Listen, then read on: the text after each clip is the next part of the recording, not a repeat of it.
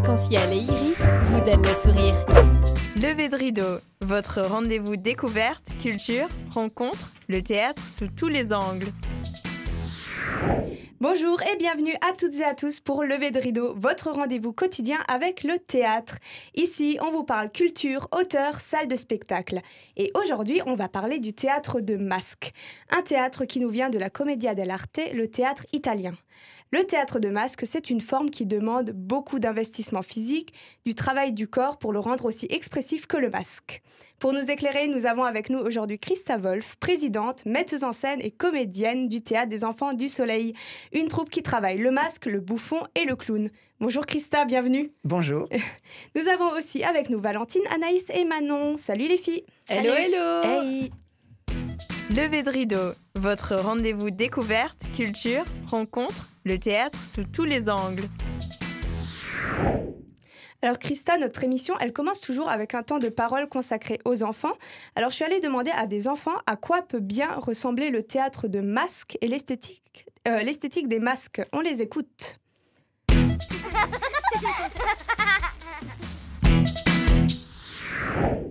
Les masques se donnent. Petits sont plutôt sur la tête et plutôt sombres. C'est un théâtre où les personnes sont masquées. Et peut-être les masques sont enlevés qu'à la fin du spectacle. Ça me fait penser à que les gens, ils veulent qu'ils veulent être dans la peau de quelqu'un d'autre. Moi, ça me fait penser à Venise. Moi, je pense que ceux qui ont des masques, ils veulent pas qu'on voie leur visage. Et s'ils veulent pas qu'on voie leur visage, c'est qu'ils aiment pas vraiment le théâtre.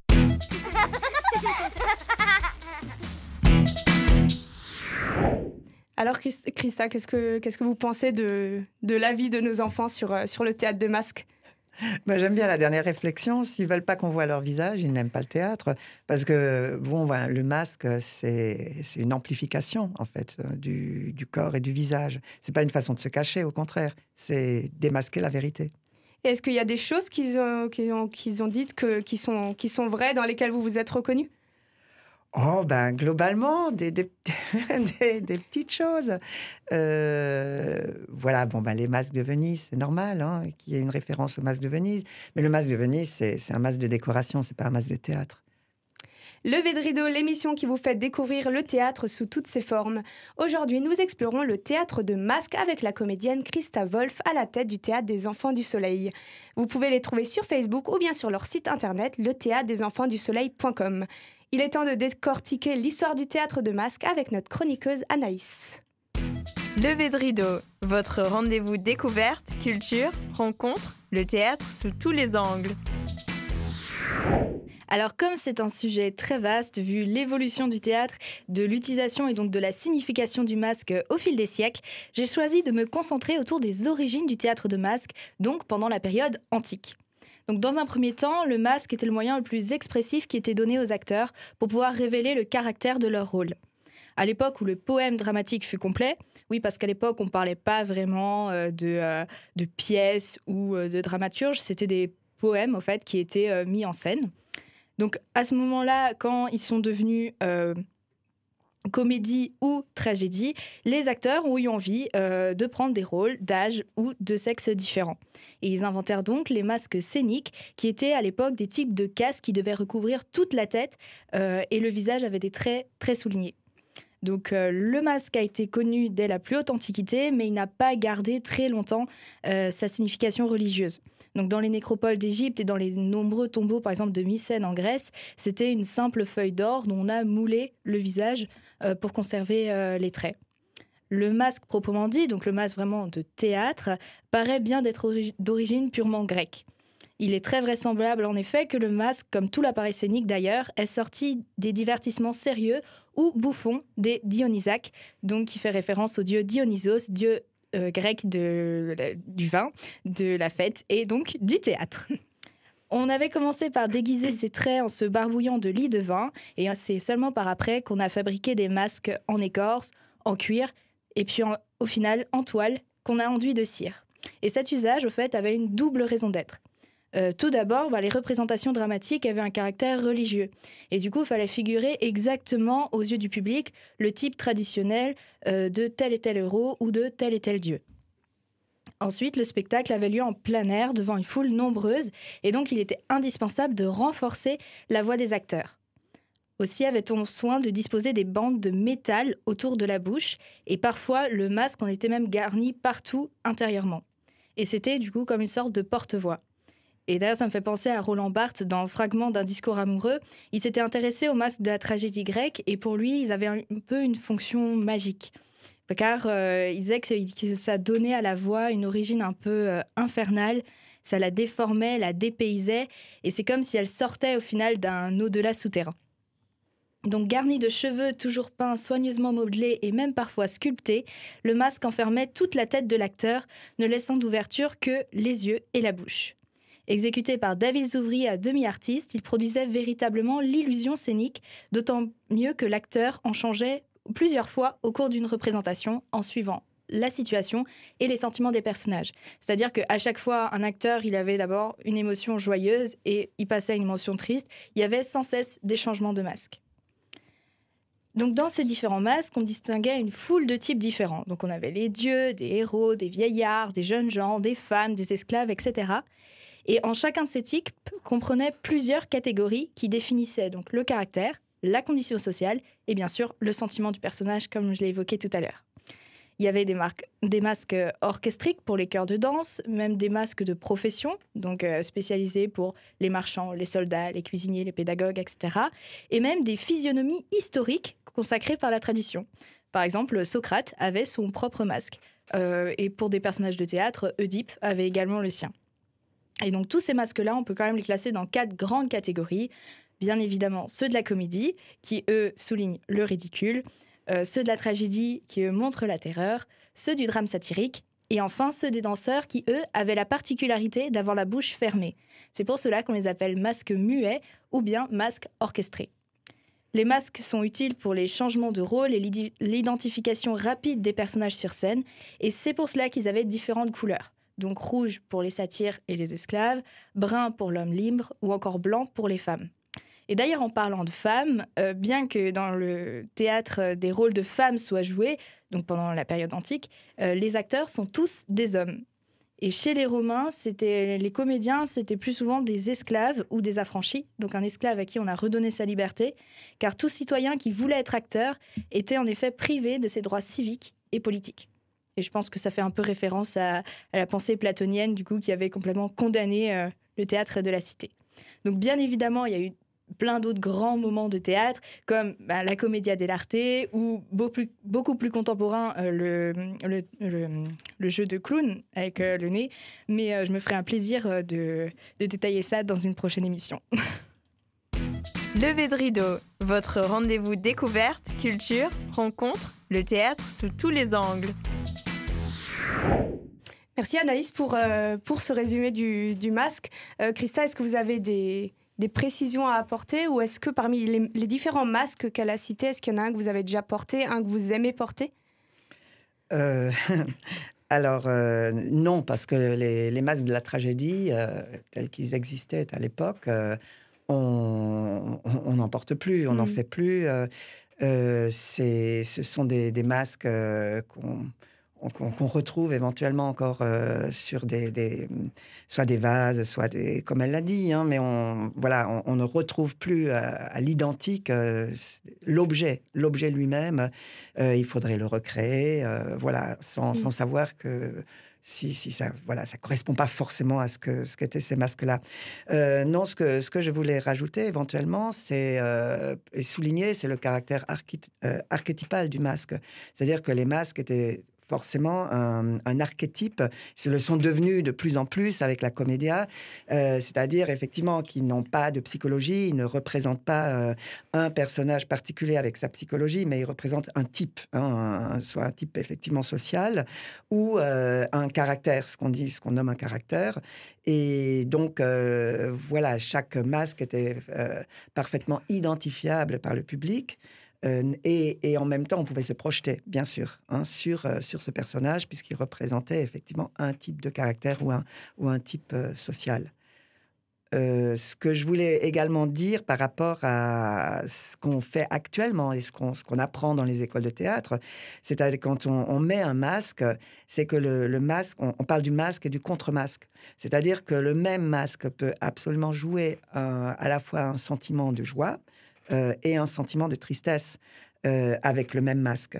Et selon que, voilà, alors on dit, on le porte, hein, selon la manière dont on porte le masque, bien sûr, il y a tout le corps qui agit, mais ne serait-ce qu'un bon masque, même la manière dont on l'incline, la manière dont on baisse très légèrement le masque, où on montre, voilà, l'ombre portée par les projecteurs sur le masque fait qu'un même masque peut effectivement exprimer la tristesse extrême ou la joie extrême. Dans Lever de rideau, on explore différentes facettes du théâtre, des artistes, des pattes artistiques. Aujourd'hui, le théâtre de masque est mis à l'honneur. Notre invitée est Christa Wolf, à la tête du Théâtre des Enfants du Soleil, basé à Wolfisheim depuis le printemps 2017. Les 25 et 26 avril, la troupe du Théâtre des Enfants du Soleil présentera son spectacle Le Sauvage et le Sacré au Centre sportif et culturel de Wolfisheim. La troupe découle du groupe de théâtre Les Collants Noirs du lycée Robert Schumann à Haguenau. Christa Wolf est avec nous aujourd'hui pour partager son univers, sa passion qui lui vient du Théâtre du Soleil et d'Ariane Nouchkine. Artiste, comédien, metteur en scène et bien plus encore. Zoom sur l'invité du jour. Alors pour commencer, Christa, est-ce que vous pouvez nous parler un peu de Ariane Nouchkine et de son travail ? Oui, tout à fait. Je vois que ça vous fait sourire, vous êtes radieuse quand on prononce son nom. Oui, tout à fait. Non, mais il n'y a pas de hasard. J'ai découvert le Théâtre du Soleil à Ariane Nouchkine à Strasbourg. C'est, je crois, la première et la seule fois qu'ils sont venus dans la région avec un spectacle, justement, qui a été créé avec des masques de comédiens. Ce spectacle s'appelait L'Âge d'or. Et c'était une écriture, une adaptation contemporaine d'un spectacle de comédia où Arlequin était un ouvrier, un immigré algérien. C'était dans les années 70-60, donc un thème d'actualité. Et lorsque j'ai vu ce spectacle, j'en suis sortie absolument éblouie en disant « le théâtre, c'est ça ». Enfin, en tout cas, le théâtre que j'ai envie de faire, le théâtre que j'aime, le théâtre qui me touche, c'est ça. Il y avait probablement, dans un spectacle qui durait 2h30, une cinquantaine de mots prononcés, ou à peu près, pas davantage. Et le spectacle était parfaitement limpide, compréhensible.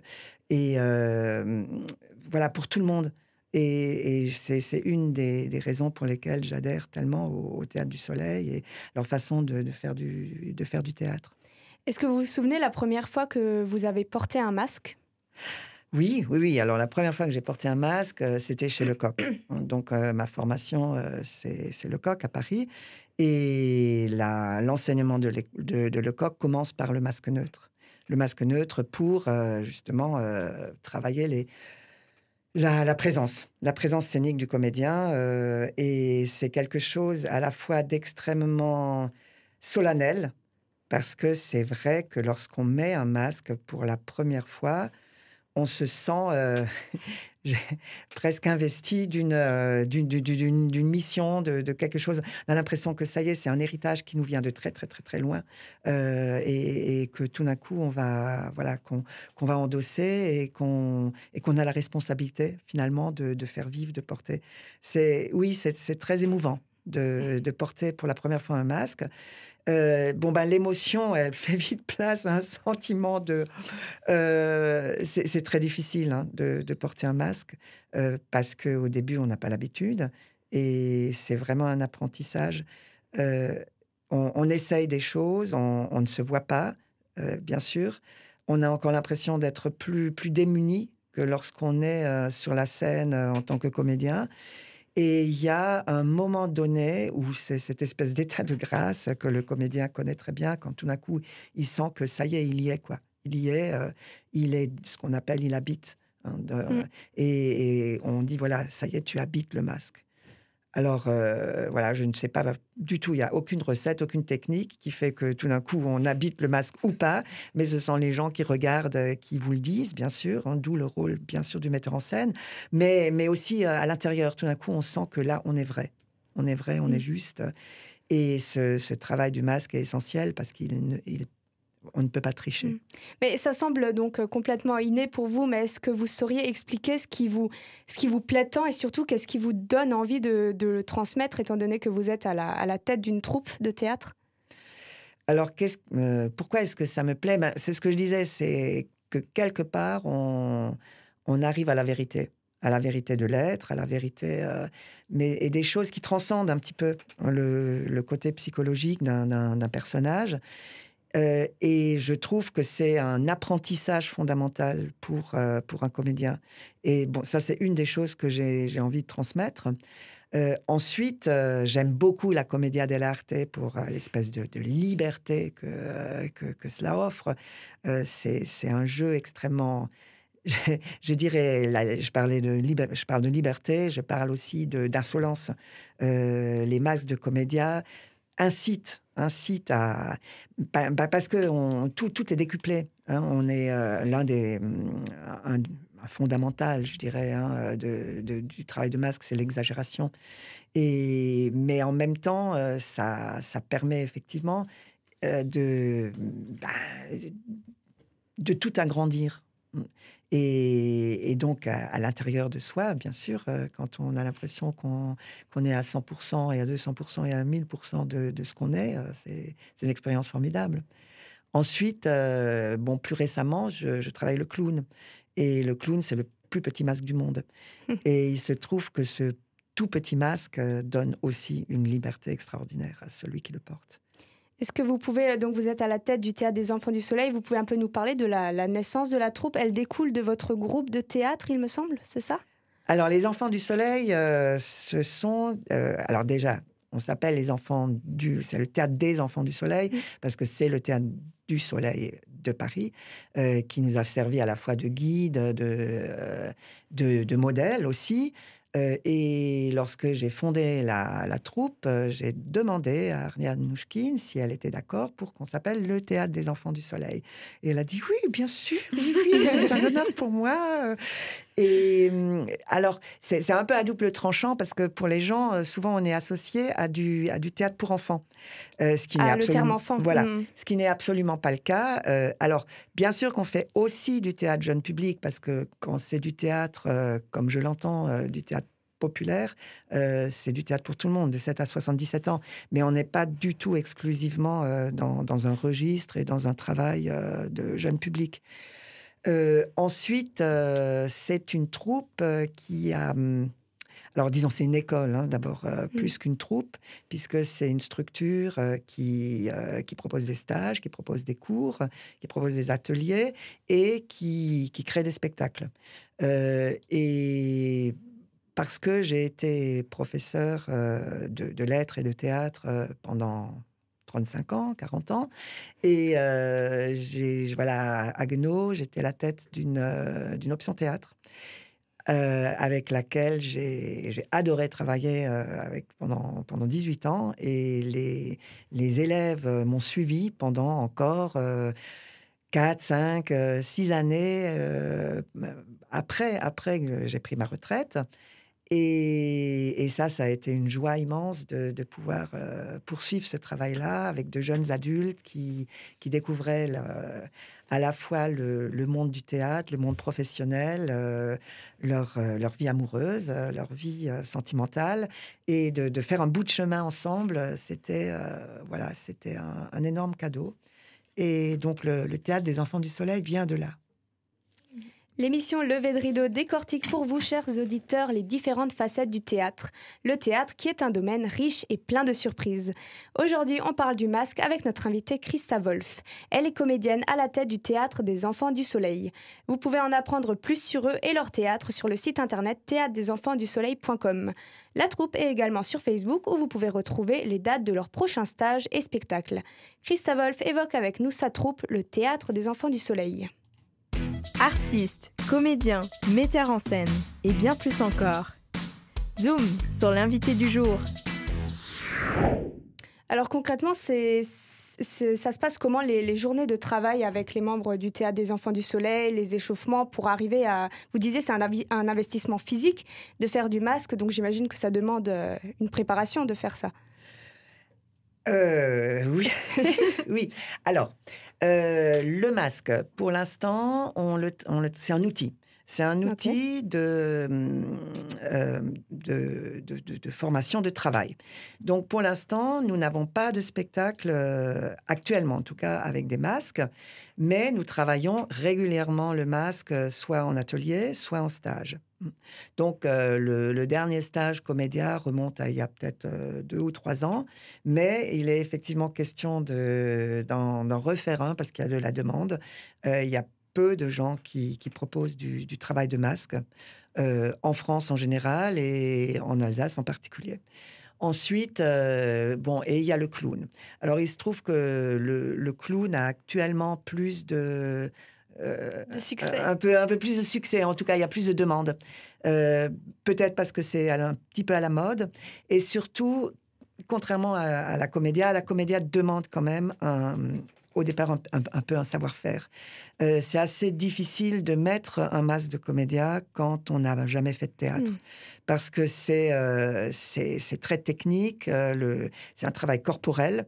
Il faut effectivement avoir déjà un petit peu des bases de théâtre pour porter un masque. C'est pour ça qu'on commence par le masque neutre, souvent le masque larvaire aussi, parce que ce sont des degrés. Ce sont des degrés dans l'apprentissage du masque. Vous pouvez expliquer ce que c'est le masque larvaire? Oui, alors, merci. Voilà. Alors, le masque neutre, il porte bien son nom, c'est-à-dire c'est un masque sans aucun trait de caractère marqué.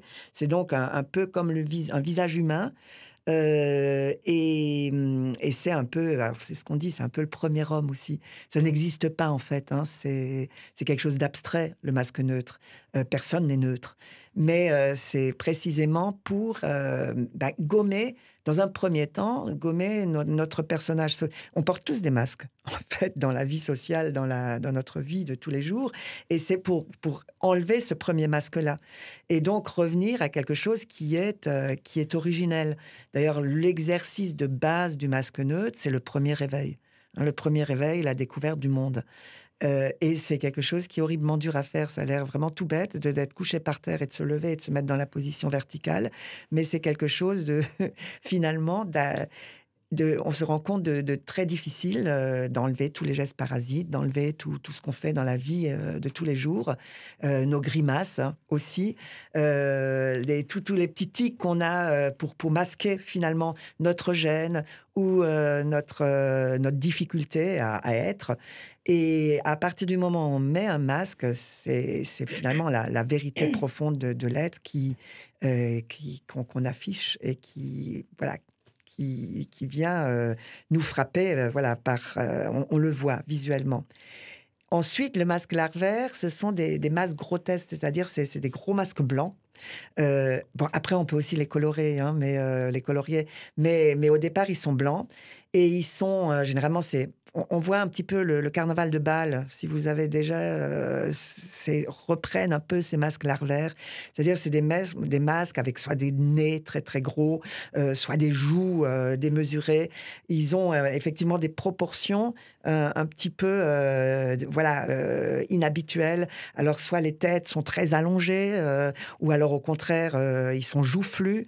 Et donc, on apprend, en regardant avec ces masques, on apprend... Alors, c'est plutôt des masques de comédie. Et on a tout de suite envie de faire des choses drôles avec ces masques-là, parce que finalement, ils exagèrent, des instincts, aussi des émotions un petit peu de base primaire. Par exemple, le masque joufflu, très vite, ça sera le glouton, quoi, hein, ou ça sera quelqu'un, le masque qui est très, très, très, très long, il sera peut-être hautain.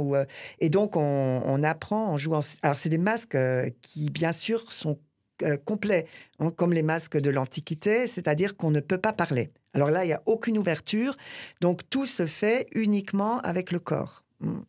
Et ensuite, l'étape suivante, c'est le demi-masque, c'est-à-dire le masque de comédia, qui permet justement la parole, puisque la bouche est entièrement dégagée. C'est un masque qui englobe du sommet de la tête jusque sous le nez, en général, et donc la bouche est libre. Et ensuite, le masque plus petit, ce sont les loups qu'on connaît, et puis le nez de clown, finalement, voilà, qui prend juste le nez. Votre dernière création au Théâtre des Enfants du Soleil, c'est Le Sauvage et le Sacré. Est-ce que vous pouvez un peu nous parler de ce spectacle ? Oui, alors, mais vous ne trouverez pas de masque. Alors, attendez, oui. je réfléchis. Alors, c'est inspiré des Métamorphoses d'Ovide, c'est ça ? Oui. Alors, c'est un spectacle très librement inspiré des Métamorphoses d'Ovide. Le travail de création a commencé avec les Métamorphoses d'Ovide, c'est-à-dire une réflexion, comment raconter aujourd'hui les Métamorphoses d'Ovide, qu'est-ce que ça nous raconte, et on a très vite en gros, il est question de femmes, bien sûr, du statut de la femme, de la place de la femme. Il est question de la domination par la force, le pouvoir, l'argent, la puissance. Et il est question aussi de l'amour, de la vie, de la mort. Voilà, finalement, ce sont les grands thèmes qui traversent les sociétés de tout temps et que finalement, nous avons encore retrouvés avec ces métamorphoses. Alors, pour jouer les métamorphoses, nous utilisons plus des objets que des masques.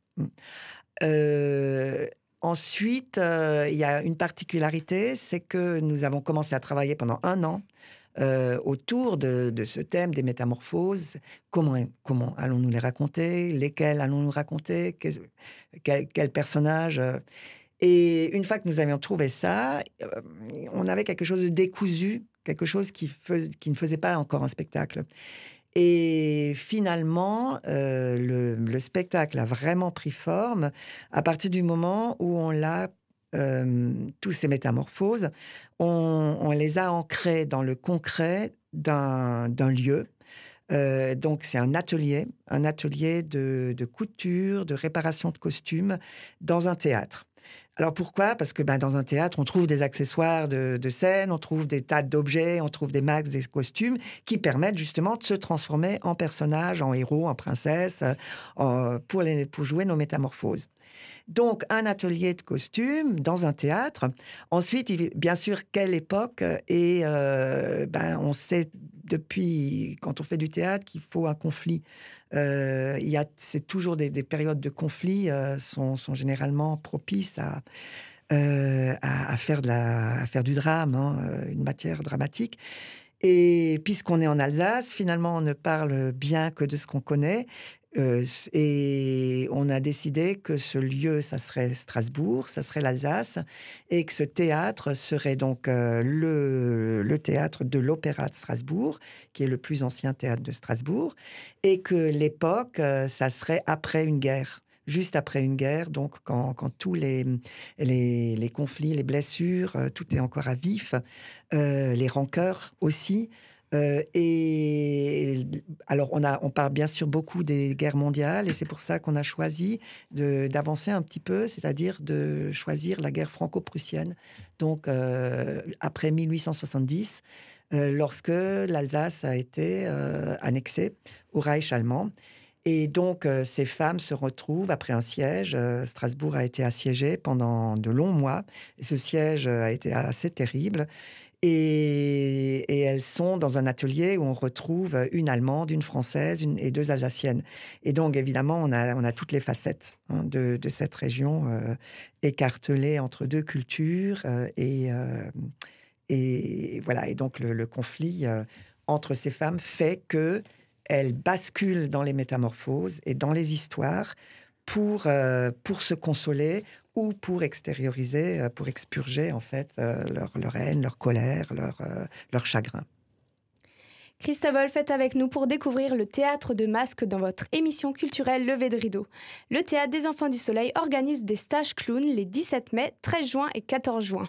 L'occasion de s'immerger dans l'univers du Théâtre des Enfants du Soleil. Pour plus d'informations, rendez-vous sur le site internet des Enfants du Soleil, théâtredesenfantsdusoleil.com ou sur leur Facebook, mes phrases ne veulent rien dire, ou sur leur Facebook Théâtre des Enfants du Soleil. Valentine a fait partie de la troupe de Christa. Voici un témoignage du travail de masque et du travail des Enfants du Soleil au sein de la compagnie de Christa Wolf. Lever de rideau, votre rendez-vous découverte, culture, rencontre, le théâtre sous tous les angles. Alors bonjour à tous, et donc aujourd'hui je suis venue te parler de mon expérience aux côtés de Christa et au sein de la troupe du Théâtre des Enfants du Soleil. Donc j'ai été élève tout d'abord dans l'option théâtre de Christa au lycée Robert Schumann, donc ça fait plusieurs années qu'on se connaît et il y a beaucoup d'émotions aujourd'hui car c'est un petit peu des retrouvailles. Voilà, ça fait plusieurs années que j'ai changé un petit peu d'univers théâtral et parce que j'ai beaucoup appris avec Christa au début. Et je me rends compte que c'est vraiment, vraiment quelque chose de particulier et c'est un univers. C'est vraiment un univers spécifique. Alors, je voulais vous parler de 3 points différents. Je voulais commencer de vous parler d'un stage de Commedia dell'arte qu'on a eu grâce à Christa, avec comme intervenants des comédiens du Théâtre du Soleil, donc Dominique Jambert et Vincent Mangado. Je voulais surtout vous parler de comment on a appris à traiter les masques. On a déjà parlé de cette dimension religieuse, sacrée. Et voilà, avec Vincent, Dominique et Christa, on a toujours appris qu'il y avait les dieux du théâtre qui nous supportaient, à qui on pouvait demander de nous aider quand on perdait confiance en soi. Et il y avait toujours des rituels qui ont été mis en place et qui, moi, personnellement, m'ont beaucoup aidée. Et je pense que je n'ai pas été la seule. C'est-à-dire que chaque masque, il faut en prendre grand soin, même si c'est un matériau ou plusieurs matériaux qui sont mélangés. Il faut vraiment y faire attention. Chaque fissure est très importante. Il faut vraiment en prendre grand soin. Et donc, tout simplement, on posait nos masques sur une table avec un tissu. On leur laissait à chacun un espace. Il ne fallait pas qu'ils se cognent. Il ne fallait pas qu'ils s'entremêlent. Et donc, chaque matin, on découvrait cette table avec un tissu qu'on couvrait la veille, qu'on utilisait pour les couvrir la veille. Et on se mettait tous devant les tables et on les accueillait. On leur disait bonjour. Ces masques, vraiment, c'est aussi des personnes. Grâce à eux, grâce aux comédiens et aux masques, on va pouvoir fusionner et donner un personnage. Et le fait de les personnifier, de les humaniser un petit peu comme ça, moi, je me souviens très bien que dans mon expérience, le matin, c'était un plaisir de les redécouvrir, comme si eux aussi s'étaient reposés comme nous la nuit. Et voilà, on prenait délicatement notre masque. Et je me souviens d'un jour où je lui ai demandé directement à mon masque, c'est comme un jeu, je lui ai demandé solennellement, alors, est-ce que cette nuit t'a porté conseil ? Moi aussi, j'ai réfléchi et sincèrement, j'ai presque eu l'impression que le masque m'a répondu.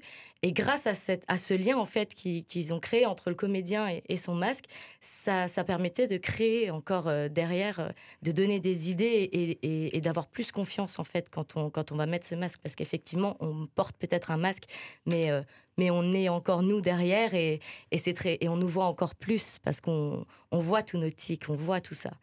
Et donc ce rituel, à chaque fin de journée de travail, on le réeffectuait donc dans l'autre sens. On reposait nos masques sur cette table délicatement.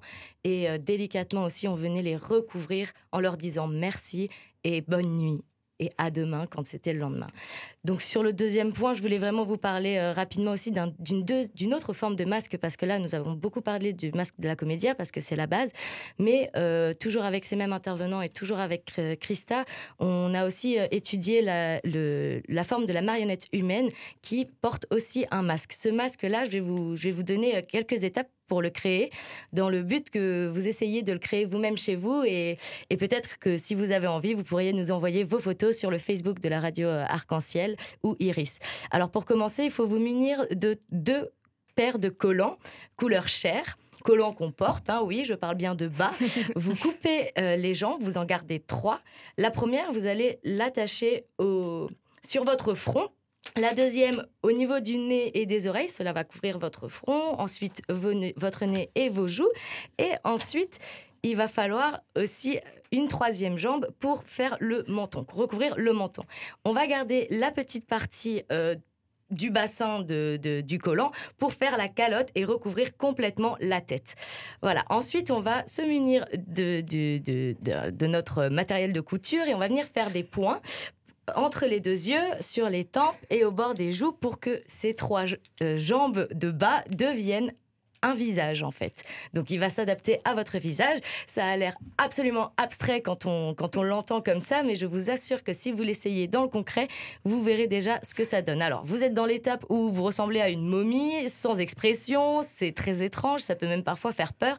Et c'est pour ça que maintenant vous allez vous munir de votre palette de maquillage où vous allez vous dessiner votre nez, vous allez dessiner vos rides si c'est un personnage âgé, rougir vos joues si c'est un jeune premier ou une jeune première. Et ce qui est aussi assez génial, c'est que vous pouvez vous permettre de coller du tissu ou des faux poils pour vous faire des sourcils garnis, des barbes, des moustaches. Et je vous assure que quand vous l'essayez, c'est assez impressionnant le résultat que ça peut donner. Ces masques, toujours, on va en prendre grand soin parce que ceux-là sont tout aussi fragiles, voire encore plus que les masques avec des matériaux durs, rigides. Et donc, il faut aussi faire très attention, ne pas les jeter dans une valise pour qu'ils s'en mêlent. Voilà, toujours bien les plier, les recouvrir, toujours avec le rituel, dans le respect et dans le soin. Le troisième et dernier point où je vais très rapidement conclure, c'est que mon expérience au sein de la troupe, en fait, même si on ne porte pas forcément des masques dans les personnages qu'on interprète, on porte souvent du maquillage et je vais prendre l'exemple concret de notre réécriture d'Incendie de Wajdi Mouawad qu'on a nommé Promesse ou Le sang des promesses. Où nous avons fait notre création autour de la forme de la tragédie antique. Donc, il y avait un chœur de danseuses qui comptait aussi le texte. Et donc, ce maquillage avait pour base été inspiré des Atrides du Théâtre du Soleil. Et donc, on avait une base blanche, on se grossissait les sourcils en noir et on dessinait aussi un petit peu la bouche. Les costumes permettaient aussi de lier le cœur. Et là où les personnages qui parlaient vraiment, qui avaient des rôles dans la pièce, pouvaient être mis en avant, on utilisait des traits un petit peu différents et de la couleur aussi, qui pouvait les différencier du cœur. Mais voilà, à mes yeux, il y avait toujours, quoi qu'il arrive, un masque qu'on portait, que ce soit matériel, maquillage, des bas ou rigide avec du papier mâché. On porte toujours un masque dans cette troupe. Je voulais aussi... Levée de rideau, votre rendez-vous découverte, culture, rencontre, le théâtre sous tous les angles. Levée de rideau, c'est votre rendez-vous culturel avec le théâtre. Aujourd'hui, nous parlons du théâtre de masques en compagnie de Christa Wolf, présidente, metteur en scène, comédienne dans la troupe du Théâtre des Enfants du Soleil. Sans transition, je vais laisser la parole à Manon. Manon qui est plutôt dans les arts plastiques et qui va aujourd'hui nous présenter un de ses masques et nous expliquer comment elle l'a fabriqué. Levée de rideau, votre rendez-vous découverte, culture, rencontre, le théâtre sous tous les angles.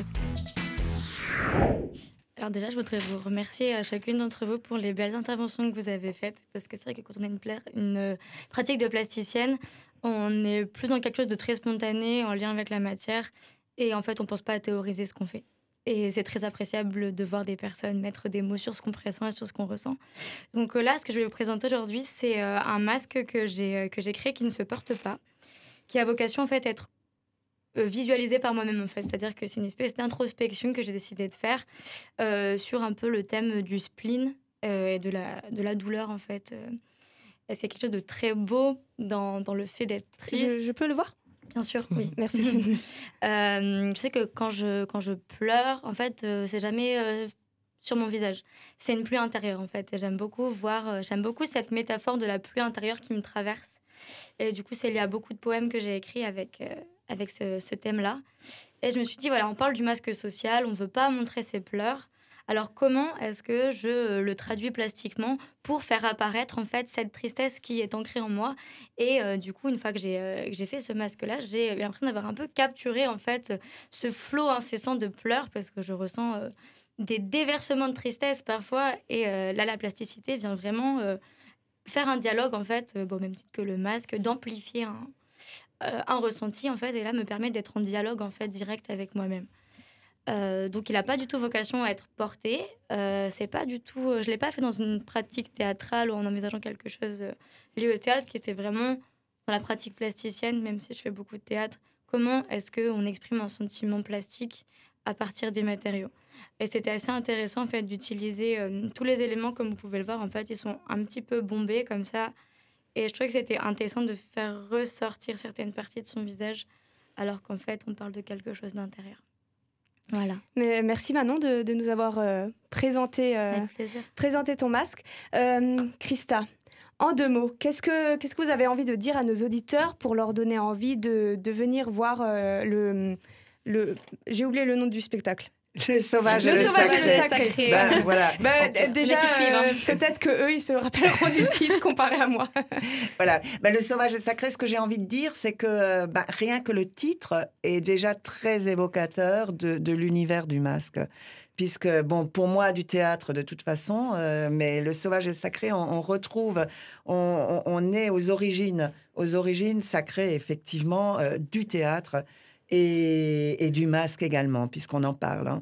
Voilà ce que j'ai envie de dire. On retrouve effectivement dans tout le spectacle à la fois cette dynamique, cette joie, cette vie qui jaillit finalement de ces histoires et des personnages.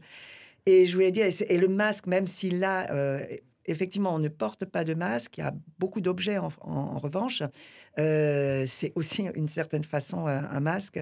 Ce que je voulais dire pour terminer, c'est que une leçon que j'ai apprise, c'est que tout à l'heure, je disais, on habite le masque. On dit à un moment, voilà, tu y es. Mais c'est parce que le masque est plus grand. Il est plus grand que soi. Il te dépasse quelque part. Et même le nez de clown, à un moment donné, parce qu'on entend souvent parler, oui, découvre ton propre clown, comme si c'était ton enfant intérieur, comme si c'était quelque chose qu'on avait en soi. Donc c'est quand même quelque chose qu'on domine encore. Mais non, le masque, voilà, il y a un moment donné, il faut se laisser faire. Le masque, il est plus grand. Et tu arrives finalement à jouer, et tu arrives quand tu le laisses faire. Merci Christa Wolf d'avoir été notre invitée, d'avoir partagé votre expérience. Merci à vous aussi les filles d'avoir posé chacune votre regard, un regard technique, un témoignage, un regard plastique. C'était très intéressant, très enrichissant. Le Théâtre des Enfants du Soleil a un site internet, théâtredesenfantsdusoleil.com. Vous pouvez aussi les trouver sur Facebook. Il y a plein de jolies photos de votre travail à retrouver sur le Facebook. Merci beaucoup. Si un stage avec le Théâtre des Enfants du Soleil vous intéresse, ils organisent des stages pour s'essayer au clown le 17 mai et les 13 et 14 juin. Leur spectacle, Le Sauvage et le Sacré, sera le 25 avril le soir et le 26 avril à 17h au centre sportif et culturel de Wolfisheim. Il y a une restauration qui sera mise en place et le service sera assuré par la troupe elle-même. La semaine prochaine, nous recevrons Olivier Chaplet, le directeur du Théâtre Actuel et Public de Strasbourg. Pour la première fois dans le Lever de Rideau, nous allons vous présenter un des nombreux théâtres strasbourgeois. Bonne journée à tous et n'oubliez pas, comme disait Zola, le théâtre n'existe pas. Il y a des théâtres et je cherche le mien. Lever de Rideau, votre rendez-vous découverte, culture, rencontre, le théâtre sous tous les angles.